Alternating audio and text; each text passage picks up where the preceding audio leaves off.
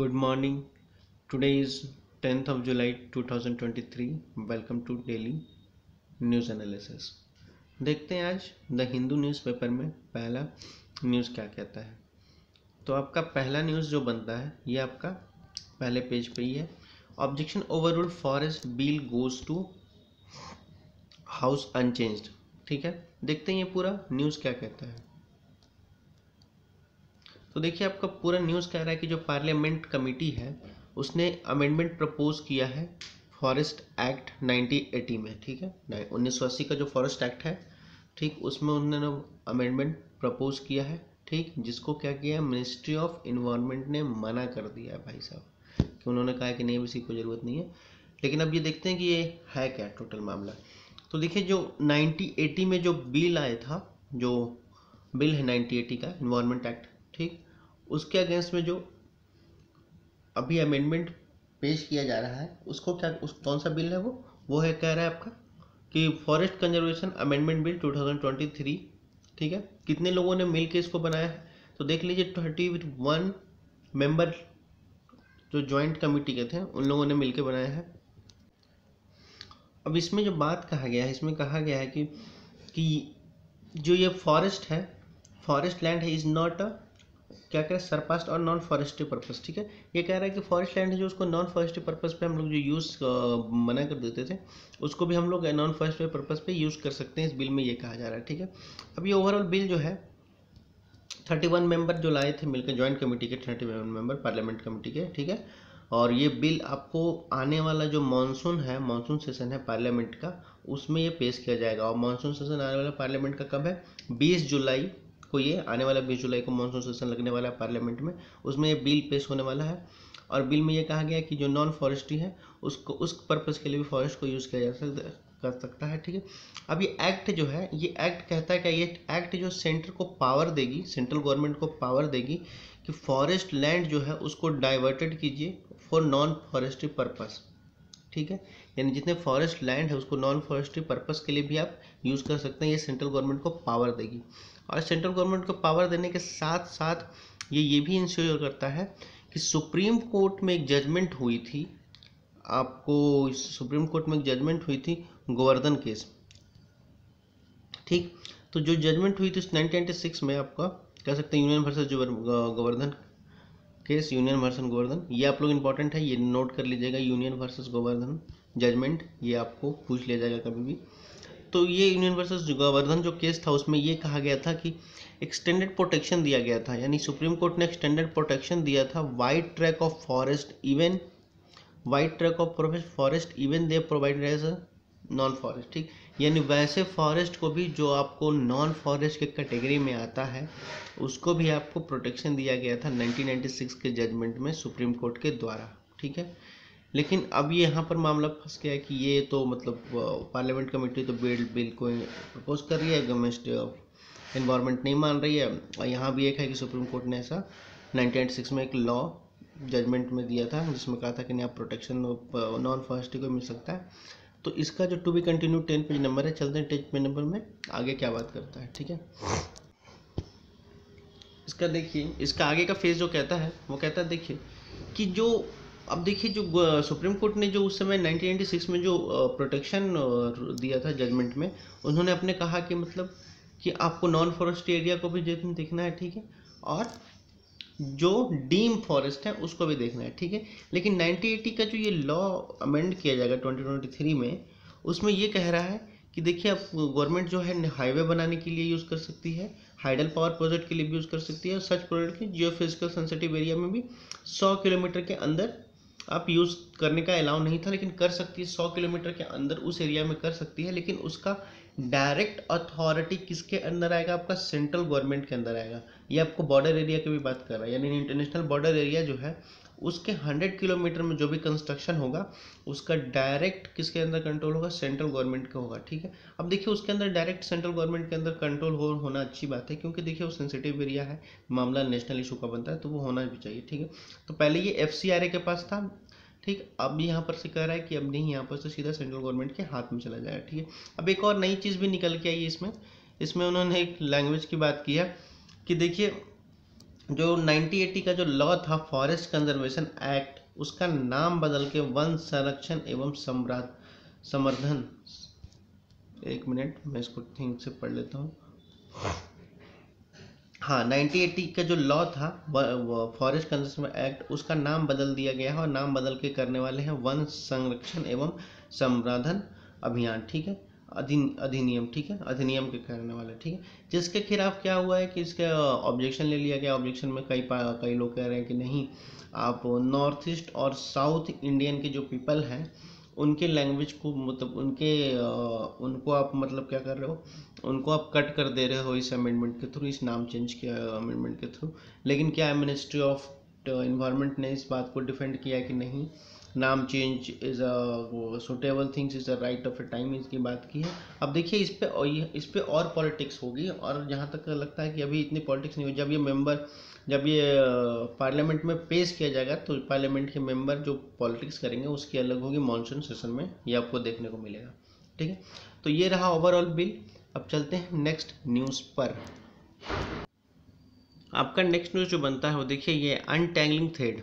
तो देखिए जो है गूगल ने लॉन्च कर दिया है एक अपना न्यू ऐप जिसको कहते हैं अनटैंगलिंग थ्रेड, ठीक। अभी अनटैंगलिंग थ्रेड है क्या, तो देखिए कुछ दिनों से जब से ये ट्विटर, आपका जो ट्विटर है वो जब से किसके, एलन मस्क के पास गई है, तब से ड्रामा हो रहा है, ठीक। एलन मस्क ने क्या किया है, पहले तो ये पेड में कर दिया उन्होंने, ब्लू टिक वाला जो है पेड है, ठीक, आप लोगों को पता होगा। उसके बाद उन्होंने कर दिया कि मतलब नहीं पेड मेंबरशिप, उसने फिर उन्होंने मतलब पर इंडिविजुअल आपको क्या कर सकते हैं, ट्वीट का रेस्ट्रिक्शन लगा दिया कि एक आदमी 24 घंटे में इतना ही ट्वीट कर सकता है। तो ये सब उनके अलग वो कारनामे चल रहे हैं। और उन्होंने कहा इनका इसका रीज़न क्या दिया, रीज़न दिया कि डाटा स्क्रैप हो रहे हैं। डाटा स्क्रैप हो रहे हैं यानी आप पता नहीं लगा पा रहे हैं कि ट्रेंडिंग क्या चल रहा है, ट्रेंड क्या चल रहा है कौन सी चीज़ का, ठीक है। तो ये अपना इलोन मस्क साहब जो उन्होंने अपना ट्विटर को ये कर दिया कहानी। तो इसके देखते हुए क्या किया गया है कि अनटैंगलिंग थ्रेड को लॉन्च कर दिया गया, ठीक। अनटैंगलिंग थ्रेड को जब लॉन्च किया गया तो उन्होंने बताया है कि आपका अल्टरनेटिव बनेगा, आपको सीधा मेटा ऐप से लॉन्च किया गया, और इसका अल्टरनेटिव क्या बनेगा, ट्विटर का ही अल्टरनेटिव बना दिया गया, ठीक है। अब ये ट्विटर का अल्टरनेटिव बना दिया गया है।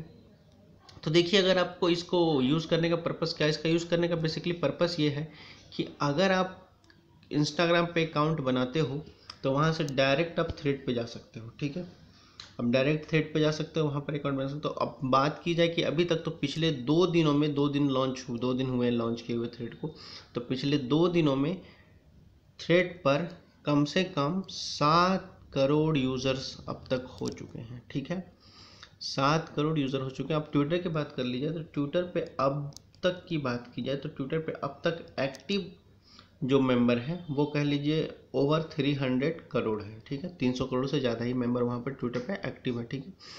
और थ्रेड पर भी बात कर ली जाए तो दोनों और 7 करोड़ है, ठीक। लेकिन ऐसा माना जा रहा है कि आने वाले मतलब 4-5 सालों में ये थ्रेड्स हैं जो ट्विटर को पीछे कर देगा, ठीक है। अब देखिए बात इतनी सी पे नहीं है, बात है कि ये सारे देशों में लागू कर दिया गया, लेकिन आपका एक जो बहुत सारे अर्थी बनता है, एक पार्ट है आपका यूरोपियन यूनियन का,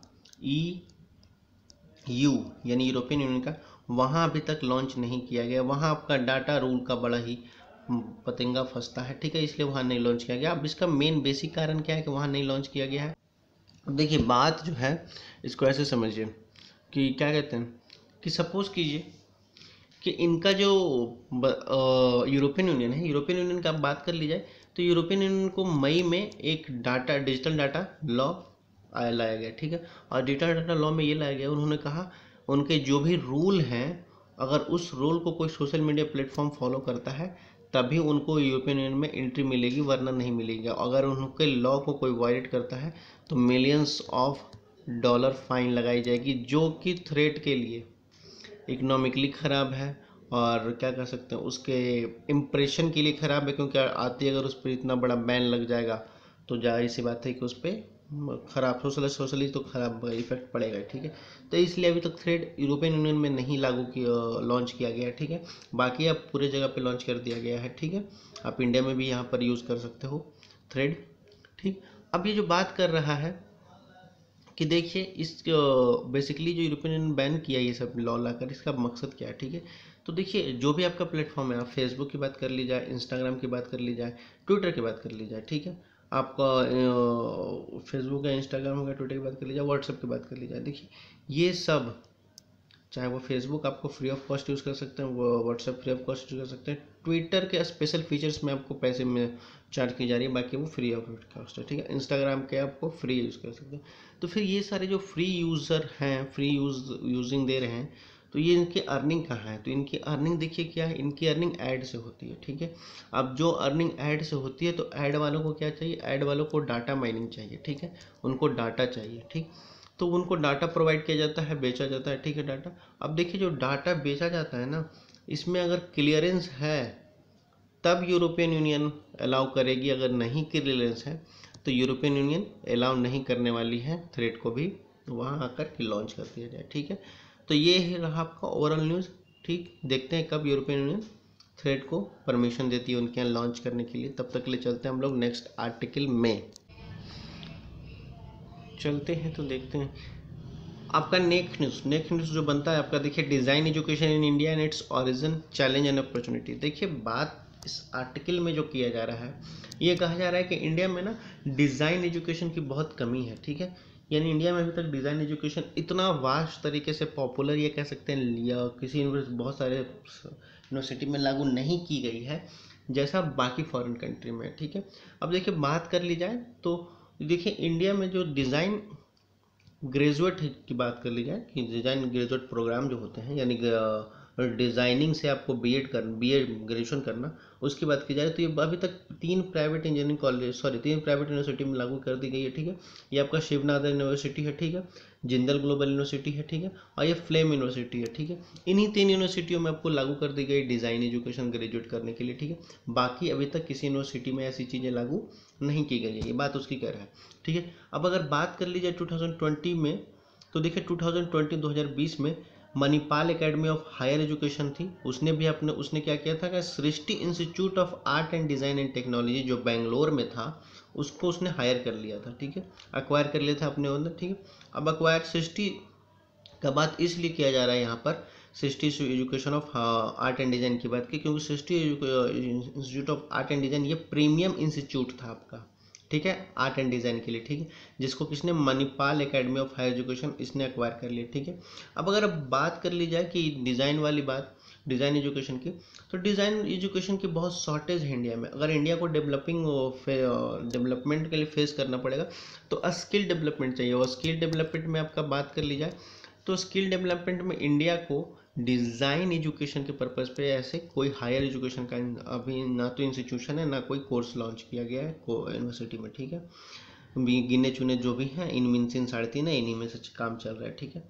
अब ये जो बात किया जाए कि अगर 2000 से पहले की बात की जाए, 2000 पहले की बात, तो 2000 पहले से तो इंडिया में बस 2 ही डिज़ाइनिंग के लिए इंस्टीट्यूशन थी, ठीक है। एक आपका IIT बॉम्बे में था, इंस्टीट्यूट लॉन्च किया था, एक आपका नेशनल इंस्टीट्यूट ऑफ डिज़ाइन था जो आपका अहमदाबाद में था, और दूसरा IIT बॉम्बे में इंडस्ट्रियल डिज़ाइन सेंटर लॉन्च किया गया था, ठीक है। ये दोनों चीज़ों का इंस्टीट्यूशन थी, उसके पहले था ही नहीं, ठीक। तो इन्हीं दोनों में से अब देखिए जो डेवलपमेंट आपको जब भी करना है ना, अगर इंडिया को ओवरऑल ग्रोथ करनी है कि या किसी भी कंट्री को ओवरऑल ग्रोथ करनी होगी, तो उसको स्किल डेवलपमेंट करनी चाहिए, ठीक है। और स्किल डेवलपमेंट में वन ऑफ द इम्पॉर्टेंट और वन ऑफ द पॉपुलर जो स्किल डेवलपमेंट में जो आता है वो कोर्स है आपका, वो डिज़ाइन एजुकेशन है, ठीक है। क्योंकि देखिए आजकल जितने इंजीनियरिंग देखिएगा, जितने लोग इंजीनियरिंग बन के टेक्निकल डिग्री लेकर के आ रहे हैं, उसमें से मतलब 10 में से देखिएगा या 100 में से देखिएगा, तो 10 में से इक्के दुक्के के पास ही आपको पास दिखेगा डिज़ाइन एजुकेशन से वो ग्रेजुएट क्यों, वरना नहीं, ना के बराबर है, ठीक है। तो इसलिए ये बात किया जा रहा है कि और ये इसका कारण क्या है, इसका कारण ये भी है कि वीक डिमांड ऑफ डिज़ाइन, इनकी डिमांड भी कम है, इसलिए लोग इसको करते नहीं, पॉपुलराइज कोर्स नहीं है ना। जैसे आप देख लीजिए मैकेनिकल इंजीनियरिंग में पॉपुलराइज कोर्स है, कंप्यूटर साइंस आजकल बहुत ज़्यादा पॉपुलर कोर्स है, इसलिए लोग उसको करते हैं। लेकिन ये डिज़ाइन की जो डिमांड है बहुत कम है इंडिया में, अभी के टाइम की बात की जाए, इसलिए इसको उतना वैल्यू नहीं दिया जाता। लेकिन आने वाले दिनों में बहुत ज़्यादा इसको मतलब आप देख लीजिए वैल्यू मिलेगी, क्योंकि आपको स्किल डेवलपमेंट पे बात की जाएगी, ठीक है। तो स्किल डेवलपमेंट में design education is a most important, ठीक है। तो ये रहा आपको ओवरऑल इस बारे में, डिज़ाइन एजुकेशन के बारे में। अब तक चलते हैं नेक्स्ट न्यूज़ क्या कहती है। देखिए नेक्स्ट न्यूज़ जो है आपका, ये थोड़ा इंपॉर्टेंट है, ठीक है। इंपॉर्टेंट इस हिसाब से देखिए, amend personal law to ensure the gender justice से एक्टिविस्ट। तो एक एक्टिविस्ट है, ठीक है, जिनका नाम है आपका, देख लीजिए, जिनका नाम है आपका क्या कहते हैं, जाकिया सोमन। ये ट्रिपल तलाक के पिटिशनर भी रही थी। जब ट्रिपल तलाक आया था ना उस टाइम पे उनकी पिटिशनर भी रही थी। तो ये इनके जाकिया सोमन जी का कहना है कि देखिए, जो आप यूनिफॉर्म सिविल कोड ला रहे हैं ना, इसको रोक दीजिए, ठीक। और इसके बिहाफ पे आप क्या कीजिए कि आप पर्सनल मुस्लिम लॉ में चेंजेस लाइए, ठीक। जो इस्लाम का पर्सनल मुस्लिम लॉ है ना, उसमें चेंज लाइए, ठीक है। जैसे उन्होंने कहा कि ये ओवरऑल बदलने से है, बेटर है कि आप पर्सनल मुस्लिम लॉ है उसमें चेंजेस लाइए, और उससे बेटर हो पाएगा, ठीक है। तो इनका पर्सनल मुस्लिम लॉ में चेंजेस लाने में बाद में उन्होंने क्या क्या कहा है, तो पर्सनल मुस्लिम लॉ के चेंजेस लाने में उन्होंने कहा है कि देखिए, मैरिज को आप क्या कर दीजिए, 18 टू पुबर्टी से 18 कर दीजिए, यानी बिलो 18 आप किसी को मैरिज नहीं, किसी की शादी नहीं हो सकती, ये मुस्लिम लॉ में आप कर दीजिए। बैन ऑफ पॉलीगैमी कर दीजिए। प्रैक्टिस सच एज निकाह हलाल आप कर दीजिए, ठीक है। इन सब पे बैन कीजिए, निकाह हलाला बैन कीजिए, पॉलीगैमी पे बैन कीजिए, एक से ज़्यादा शादियों के लिए, ठीक है। निकाह हलाला पे बैन कीजिए। उसके बाद क्या करें, गार्जियनशिप पे आप बैन कीजिए, ठीक है। कस्टडी ऑफ चिल्ड्रन, जिनकी मतलब अगर तलाक होती है तो किसके पास बच्चे की जिम्मेदारी जाएगी, इस पे बैन कर दीजिए, ठीक है। और इक्वल शेयर ऑफ प्रॉपर्टी दीजिए महिलाओं को, ये बात किया जा रहा है, ठीक है। और उसके बाद ये भी कहा जा रहा है कि इन सब बिहाफ पे आपको चेंजेस लाना पड़ेगा। पर्सनल लॉ में चेंज लाइए, जो पर्सनल मुस्लिम लॉ है ना उसमें चेंजेस लाइए, ना कि यूनिफॉर्म सिविल कोड लागू कीजिए, ठीक है। जैसे कि आपको सिमिलर देखिए, आपको सिमिलर क्रिश्चियन में भी आप देखिए कि जो मैरिज और डाइवोर्स है ना, वो सीधा आपका चर्च गवर्न करती है, ठीक है। क्रिश्चियन का जो लॉ है, ठीक है। तो क्रिश्चियन का जो मैरिज डाइवोर्स लॉ है ना, वो सीधा चर्च के द्वारा गवर्न किया जाता है, ना कि कोई लॉ के द्वारा, ठीक है। लेकिन यहाँ पर जो गवर्नमेंट की जो गवर्नमेंट ये कहती है कि देखिए, हम किसी पर्टिकुलर अगर किसी रिलीजन पे जाकर के चेंज लाएंगे ना, तो उसके बहुत तगड़ा प्रोटेस्ट मिलेगा हमको देखने को, ठीक है। और बहुत तगड़ा क्या कह सकते हो, आपको अगेंस्ट में भी होगा, जिससे अब वायलेंस भी क्रिएट हो सकता है। तो गवर्नमेंट का ये कहना है कि मतलब पूरा ओवरऑल किसी एक कम्युनिटी को हम टारगेट नहीं करना चाहते हैं। गवर्नमेंट का कहना है कि हम ओवरऑल पूरे इंडिया में चेंज लाना चाहते हैं, जिससे क्या होगा, सारे कम्युनिटी में चेंज आएगी, ठीक है। ना कि वो एक पर्सनली मुस्लिम पे आएगी या क्रिश्चियन पे आएगी, वो सब पे आएगा। अब देखिए, इन सब में एक चीज़ है जो बहुत ही अंडर रेटेड और अंडर टॉपिक रह गया, वो है आपका ट्राइबल। देखिए, ट्राइबल पीपल की लाइफ ही बिल्कुल अलग होती है, ठीक है। अब अगर यूनिफॉर्म सिविल कोड ला दीजिएगा तो वी ऑल आर, मतलब हम लोग जो हैं, हम लोग ओवरऑल मतलब मॉडर्न थोड़ा सा अंडरस्टैंडिंग पीपल, लेकिन ट्राइबल की पूरी कल्चर अलग होती है। ट्राइबल जैसे एक ट्राइबल की आप बात कर लीजिए, तो एक ट्राइबल में है, देखिए आप जब प्रॉपर्टी का जब बंटवारा होता है तो हम लोग में क्या होता है, इंडिया ऐसे नॉर्मल में, ठीक। तो क्या होता है कि मतलब बेटों को प्रॉपर्टी दी जाती है, ठीक है। जो अगर बंटवारा होता है तो बेटों को प्रॉपर्टी दी जाती है, लेकिन ट्राइबल में एक ऐसा कम्युनिटी है जिनकी प्रॉपर्टी जो होती है वो बेटियों को दी जाती है, ठीक। मैटरनियल वहाँ प्रॉपर्टी डिवाइडेड होती है, ठीक। तो देखिए, वहाँ कहाँ, वहाँ का बिल्कुल अलग है, ट्राइबल का बिल्कुल ही अलग कल्चर है, और क्या कह सकते हैं आपका लाइफ स्टाइल है। तो मुझे लगता है कि जब भी ये यूनिफॉर्म सिविल कोड आएगी, उसमें ट्राइबल को तो एक्सक्लूड कर दिया जाएगा, ट्राइबल को फिलहाल के लिए बाहर ही रखा जाएगा, ठीक। लेकिन अगर अभी तक तो बिल आई नहीं है, लेकिन देखते हैं जब यूनिफॉर्म सिविल कोड आएगा तो हो सकता है गवर्नमेंट अभी उसके लिए अच्छा सा आपका क्या कर सकते हैं, बिल तैयार कर रही होगी, अच्छे से आपको ड्राफ्ट बना रही होगी। तो उम्मीद करते हैं कि गवर्नमेंट जब भी लाएगी तो कुछ अच्छा ही लाए, ठीक। ना कि क्या किया जाए कि किसी एक को ऐसे टारगेट कर दिया जाए। ये ओवरऑल ये न्यूज़ में बात की जा रही है आपका। चलते हैं हम नेक्स्ट न्यूज़ पे, ठीक। अब देखिए, ये जो एक इम्पॉर्टेंट न्यूज़ है, ये देख लीजिए, रिपोर्ट हाईलाइट हुई है, रिपोर्ट आई है, जो आपका पैंडमिक जो असर पड़ा है, पैंडमिक में आपका जो एजुकेशन पे असर पड़ा है उसकी बात की जा रही है। तो देखिए, ओवरऑल जो रिपोर्ट आई है वो आपका PGID से रिपोर्ट आई है, ठीक है। Performance grading index for district, उसकी रिपोर्ट आई है 2020 से 21 और 21 से 22 का, ठीक है। तो ये आपका ओवरऑल डेटा है। इस डेटा में से देखिए, आपको यहाँ पर से नोट्स बना लेनी चाहिए। अब ये डेटा कहता है क्या है, देखिए 90% में कोई भी ऐसी डिस्ट्रिक्ट नहीं है जो आपको उस लेवल की एजुकेशन प्रोवाइड करा दी जा रही थी 2020 और 21 में, ठीक है। एक भी डिस्ट्रिक्ट नहीं है, देख लीजिए। 90 तो छोड़ दीजिए, 81 से लेकर के 90 के बीच में भी कोई ऐसा डिस्ट्रिक्ट आपको देखने को नहीं मिल रहा है जो उस लेवल का एजुकेशन प्रोवाइड करा रहा था, ठीक है। दो ना तो 2020 से 21 में, ना 21 से 22 में, ठीक है।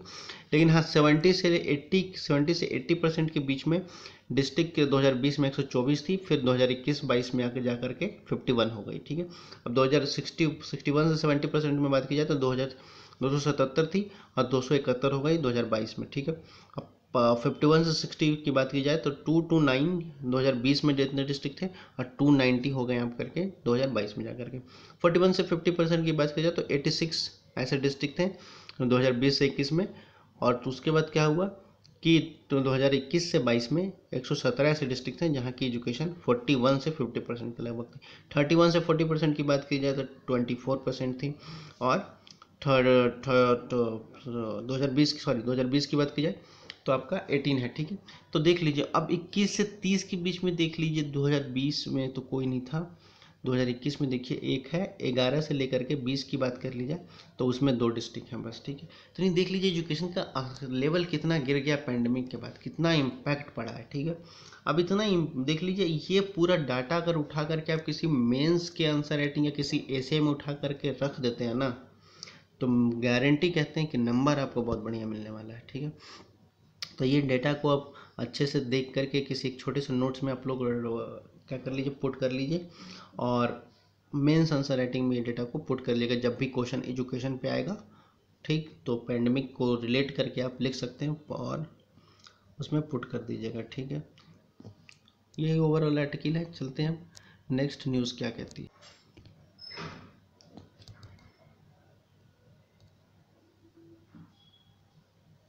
नहीं, फिर आपका देखिए यहीं तक आपकी न्यूज़ है, फिर आपका स्पोर्ट्स आ जाता है दोस्तों।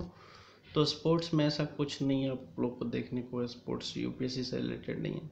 उसके लिए आप एक बेसिकली मंथली करेंट अफेयर आता है, आप वहाँ से कवर कर लीजिए, वहीं से आपको मिल जाएगा बेसिक स्पोर्ट्स की बात कर ली जाए तो, ठीक है। तो ये रहा आपका आज का ओवरऑल न्यूज़ 10 जुलाई 2023 का।